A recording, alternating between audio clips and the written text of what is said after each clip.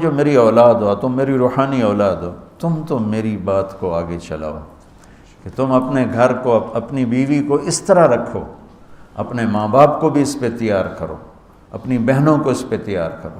ایک رخ تنقید دی، اے کر دی بھائی، اے کر دی بھائی، یہ سارا یہ میرا ماحول ہے۔ پتہ اٹھیندی کیویں، باندھی کیویں، ٹردی کیویں، یہاں تک یہ ساری کانوں سنی باتیں۔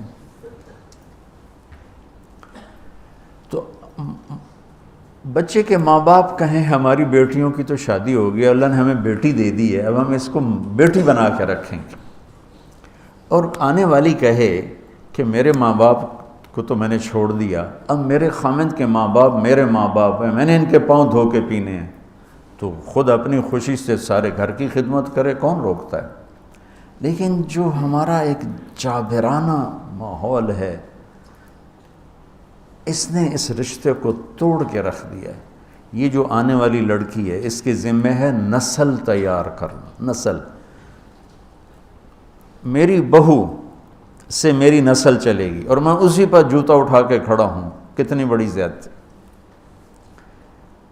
ماں یہ نہیں سوچتی کہ میری نسل جو چلے گی اس لڑکی سے چلے گی۔ اب ساس اگر یوں سوچے کہ میری نسل اس سے چلے گی، سسر یوں سوچے میری نسل اس سے چلے گی، خامند یوں سوچے یہ میری نسل اس سے چلے گی، خامند کی بہنیں یوں سوچیں ہمارے بھائی کی، ہمارے باپ کی نسل اس سے چلے گی، تو ہم اس کو عزت دیں، محبت دیں، پیار دیں۔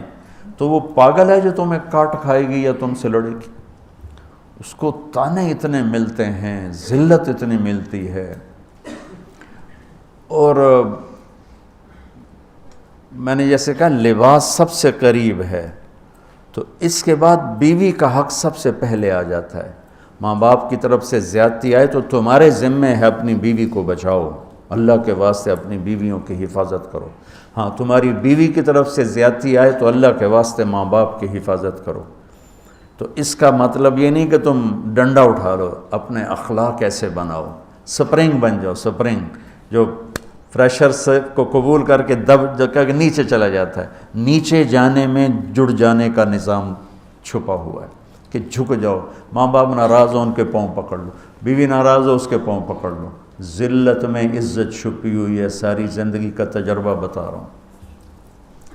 ذلت اللہ کی رضا کے لیے ذلت اٹھانے میں عزت چھپی ہوئی ہے۔